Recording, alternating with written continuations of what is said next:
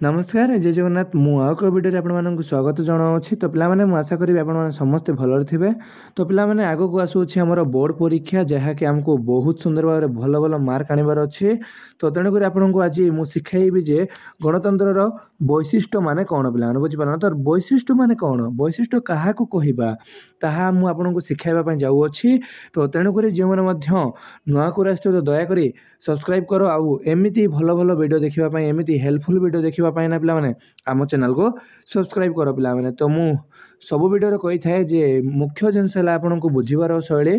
तो तेणुक मुझे केमी पे वैशिष्ट्य अर्थ कौन बुझीपार गणतंत्र तो आप जापारे तार वैशिष्ट्य पुणी कौन ताहा आपन को जानापी पड़ो पे बुझीपार ना। तो तेणुक मुझे अनुरोध करी जे वीडियोटी शेष जाए देखूँ आग को आपंकर एग्जाम भल मार्क रखु पे। तो जो मैंने आग को भल मार्क रखापी चाहूँगी तो दयाकोर ये वीडियो शेष जाए देखूँ पे। माने मोर वाच टाइम बढ़ापी मुझे कहूना। तो आपन को एग्जाम आग को होगा जाऊँगी पे। तो आप वैशिष्ट्य कौन जानी ना तो मुझे कहीदे जनसाधारण वैशिष्ट्य कौन राजनैतिक समानता वैशिष्ट्य कौन ताहा नुहे पे। मुझे कहबी केवल वैशिष्ट्यर अर्थ कौन ताहा संगे संगे आम 7टी वैशिष्ट्य अच्छी 8टी 9टी वैशिष्ट्य अच्छी आपन को शिखाइबी पे बुझीपार। बहुत सुंदर भाव में जहाँ भी आम लोकल लैंग्वेज रे पढ़ाइबी बहुत सुंदर भाव में आप बुझीपारे। तो चल आम जाना पे। तो देखो वैशिष्ट्य अर्थ कौन पे जदि आपको प्रश्न आसीपारे जमीक गणतंत्र संज्ञा स्वरूप वैशिष्ट्य विषय वर्णना कर कि आलोचना कर तार जदि संज्ञार तार जदि वैशिष्ट्य आसी था ना पे जमीक गणतंत्र प्रकार भेद और स्वरूप तार वैशिष्ट्य विषय आलोचना कर ताहले आपको सठिक आंसर हो। तो आपको यही गणतंत्र संज्ञा स्वरूप वैशिष्ट्य माने वर्णना कर यही क्वेश्चन 100% सिलेक्शन देवी पे।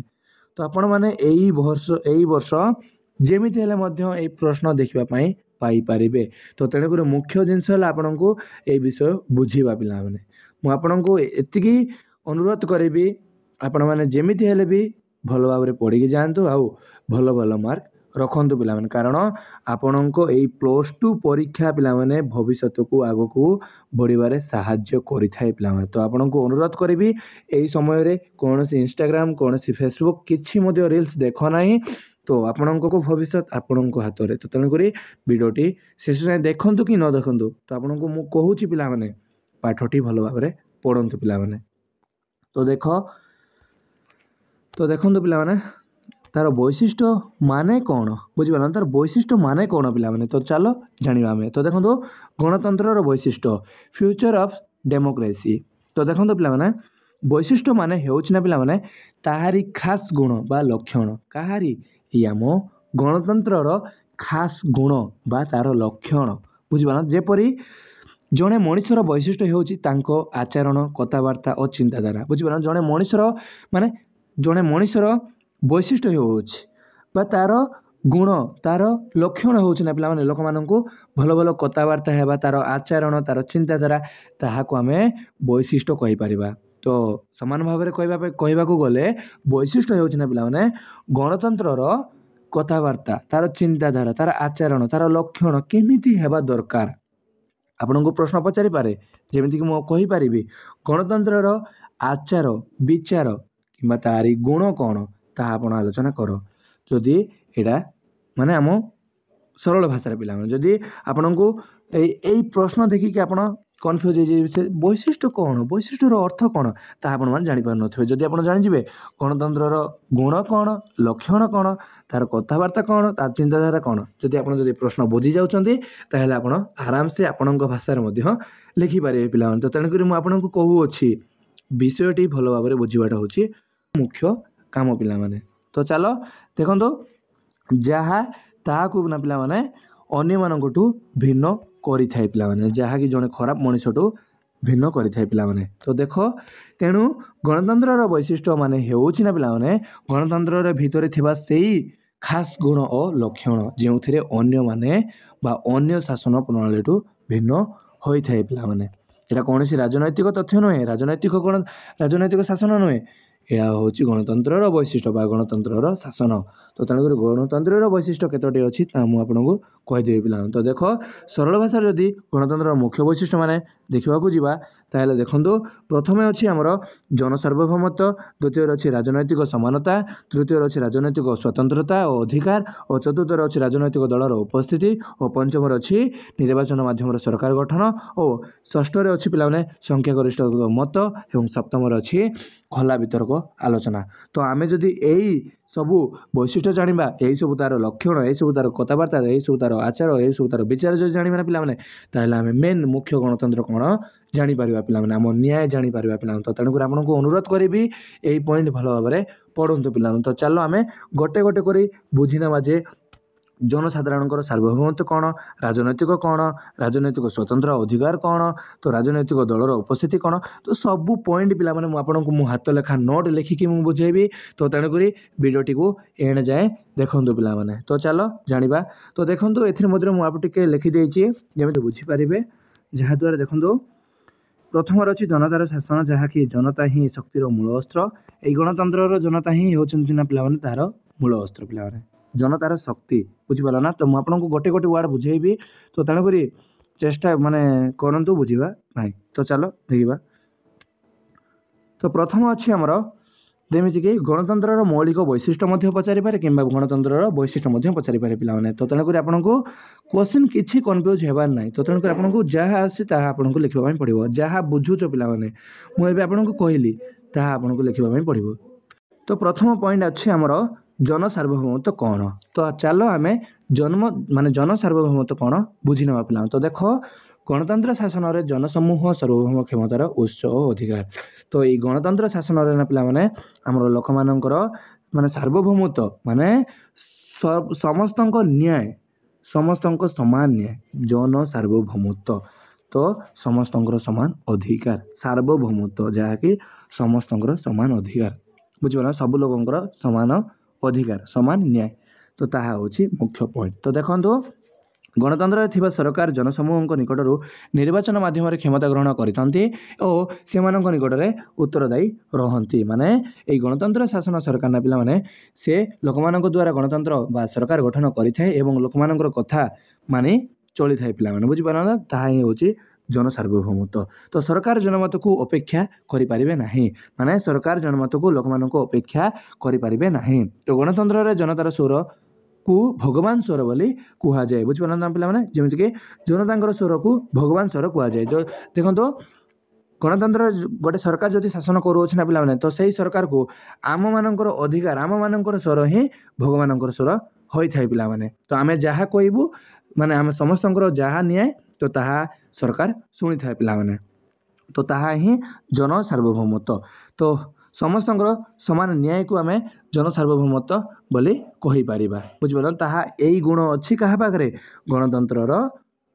गणतंत्र पाखे पे तो ताहा ही वैशिष्ट्य आप बुझीपार ना बुझीपार ना तो नेक्स्ट अच्छे आमर कौन राजनैतिक समानता तो देख गणतंत्र राजनैतिक समानता उपरे पदवेशित माने राजनैतिक समानता माने यही राजनैतिक क्षेत्र में समस्त को समान देखो गोटे स्कूल रे जमीक विभिन्न प्रकार जाति अच्छा हिंदू क्रिश्चियन मुस्लिम तो आपको कहूना जे केवल हिंदू ही पाठ पढ़ू बोलिकिना बुझीपार ना तो समस्त समान न्याय अच्छे बोलिक समस्ते समान भाव में पाठ पढ़ी पार्टी पिला तो तेणुक राजनैतिक क्षेत्र में राजनैतिक होची समस्त पाखे समानता बुझीपार ना तो ताहा होची द्वितीय वैशिष्ट्य तो चलो जानिबा तो देखो गणतंत्र रे आईन आगे समस्ते समान अटंती एवं आईन द्वारा समस्त को सुरक्षा प्रदान कर जाए तो आपण मैंने भल भाव में बुझीपारे तो मुझे कहली ए तो समस्त को समान माने समस्त समान अटंती एवं तांकर समस्त आईन समान होता है तो यही व्यवस्था रे जाति धर्म वर्ण लिंग और सामाजिक स्थिति रे बछ विचार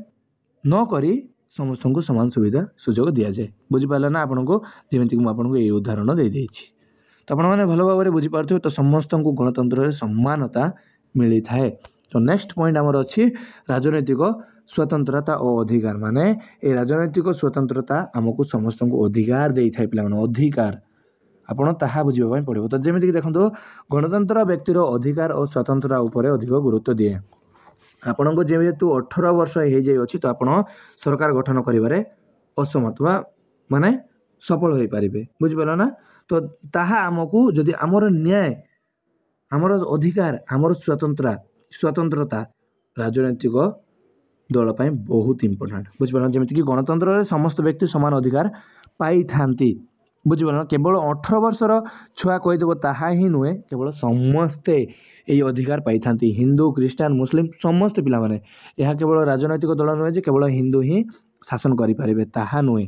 ଏହା ହେଉଛି ଆମ ଭାରତ କନଷ୍ଟିଟ୍ୟୁସନ୍ ଅଫ୍ ଇଣ୍ଡିଆ, ଯାହାକି ରାଜନୈତିକର ସ୍ୱାଧୀନତା ଯାହାକି ସମ୍ବିଧାନ ଅନୁସାରେ କାର୍ଯ୍ୟକାରୀ ହୋଇଥାଏ ପିଲାମାନେ। ତ ଯେମିତିକି ଦେଖିବା ସମସ୍ତ ବ୍ୟକ୍ତି ନାନା ରାଜନୈତିକ ସ୍ୱତନ୍ତ୍ରତା ଯଥା ସାବାଳକ ଭୋଟଦାତା ସଂଗଠନ କରିବା, ନିର୍ବାଚନରେ ପ୍ରତିଯୋଗିତା କରିବା ଏବଂ ମତାମତ ବ୍ୟକ୍ତ କରିବା, ଭ୍ରମଣ କରିବା ଇତ୍ୟାଦି ଏହାର ଉଦାହରଣ ପିଲାମାନେ।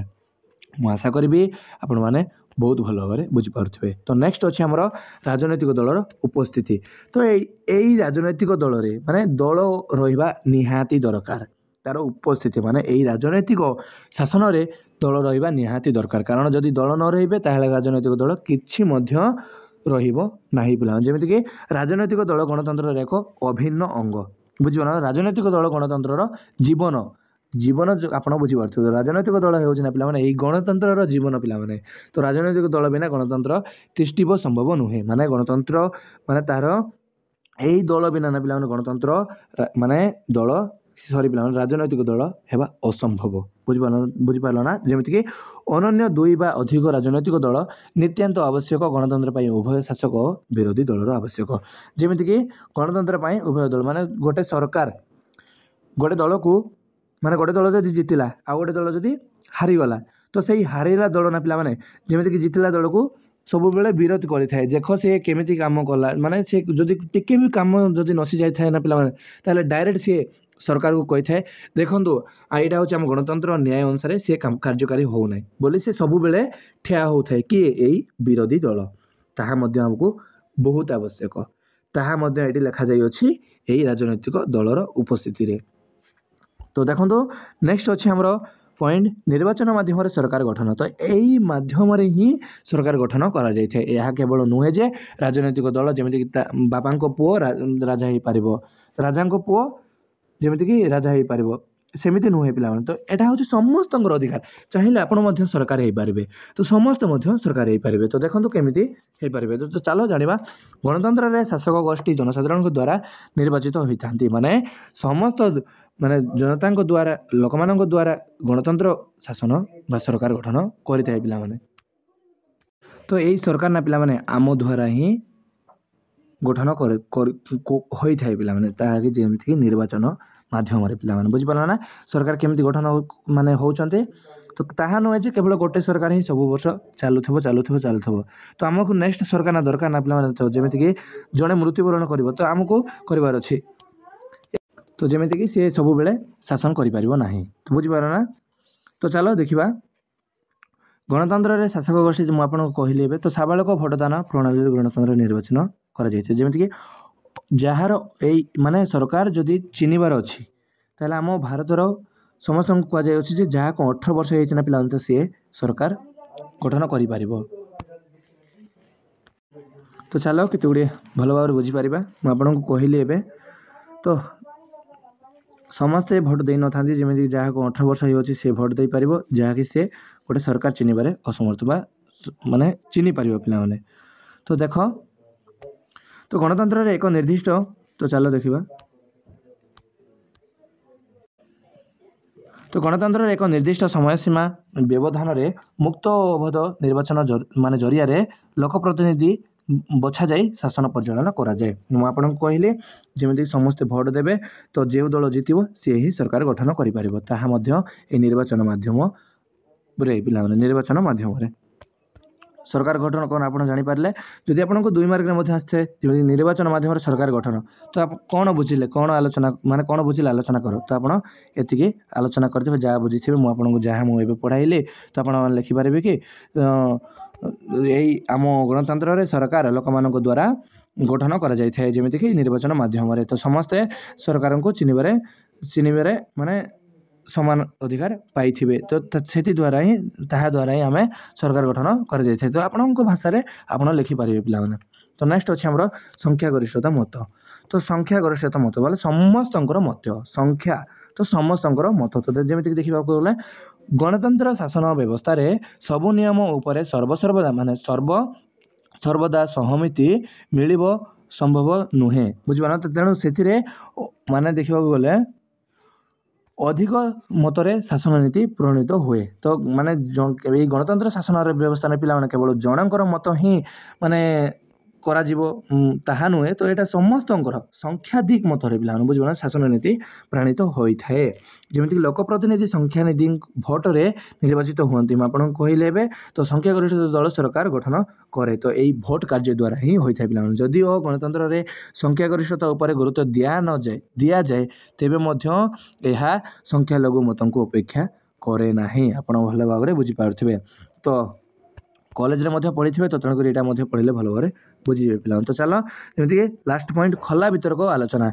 जमीक आगुरी राजतंत्र पिला जमीक राजा आउ मंत्री दी चार जन जहाँ न्याय राज्य जहाँ चाहूले ताहा करुले किंतु यही राजनैतिक शासन ताहा नुहे पिला पार्लियामेंट रे समस्त खला वितर्क माने ये आईन खला वितर्क रे आलोचना करा जाए पिला ताहा नुहे जे राजनैतिक दल रे 4 जन मंत्री ही आलोचना करि परिबे ताहा नुहे पिला ये गणतंत्र शासन व्यवस्था रे समस्ते जहाँ चाहिए ताहा ही हो पार पे बुझीपार ना केवल जड़े सरकार ताहा ही चाहिए ताहा नुहे तो यही पार्लियामेंट रे जहाँ निष्पत्ति हो ताहा ही माने पिला देख गणतंत्र शासन शासन नीति और निष्पत्ति खला वितर्क अविस्तृत भाव आलोचना करा जाए तो आईन प्रणालीकारी संस्था माने आईन प्रणयन कला बेले आईन चिठा उपरे तर्क वितर्क आलोचना एवं पर्यालोचना करने सुजोग दियंती तो एथिरे शासक दल और विरोधी दल अंशग्रहण करती और से विभिन्न दृष्टिकोण विचार करी सुचिंतित मत व्यक्त करती तो गणतंत्र शासन नीति माने शासक गोष्ठीर मर्जी अनुसार होई न थाए पिला तो मुझे आशा करी आज वीडियो आपको बहुत भल भाव में बुझीपार पिला नेक्स्ट अच्छी आमर शेष पॉइंट जहाँकि शांतिपूर्ण और संवैधानिक उपाय सरकार परिवर्तन माने माने जमीक झगड़ा झाटी न होइके केवल शांतिपूर्ण और संवैधानिक नीति अनुसार हम सरकार परिवर्तन होता केवल गोटे सरकार ही ताहा नुहे पे जमीक बीजेपी राज करुच्ची तो सब बेले केवल बीजेपी ही राज कर ताहा नुहे बुझे जब बीजेडी चाहिए राज कर बीजेपी चाहिए राज कर कि कांग्रेस चाहिए राज कर तो देखो गणतंत्र रे शांतिपूर्ण और संवैधानिक उपाय सरकार परिवर्तन होता है तो सरकार क्षमता परिवर्तन युद्ध संघर्ष बा संग्राम द्वारा न हो भोट बाक्स द्वारा होता है पिला झगड़ा झाटी किसी न हो बाक्स द्वारा होता है पिला तो निर्वाचन में अधिक मत लाभ करने दल और सरकार गठन करे तो प्रति 4 वा 5 वर्ष रे सरकार परिवर्तन होता है बुझे 5 वर्ष कि 4 वर्ष रे सरकार माने परिवर्तन होता है पिला तो मुझे आशा करी आज वीडियो आपको बहुत हेल्पफुल कर तो प्रमुख आह्वान मान कि तार जहाँ रही है सिलेबस आम पढ़ा तो आज वीडियो केमी लगे तो केते परसेंट बुझे तो मुझे आशा करी आज वीडियो बहुत सुंदर भाव में बुझीपारे तो एमती ही पढ़ पिला बुझीपार ना जदि भल लगे लाइक कर शेयर कर और सब्सक्राइब कर तो मुझे आशा करी आज वीडियो बहुत हेल्पफुल हो तो ये पीडीएफ जब पाइबा चाहते तो आम व्हाट्सएप ग्रुप में जॉइनिंग कर मुझे डिस्क्रिप्शन में लिंक दीदी पिला तो मुझे आशा करी आपको आज वीडियो बहुत हेल्पफुल कर वीडियो देखो बहुत बहुत धन्यवाद पिला तो आम नेक्स्ट वीडियो देखा पिला तो रही जय जगन्नाथ।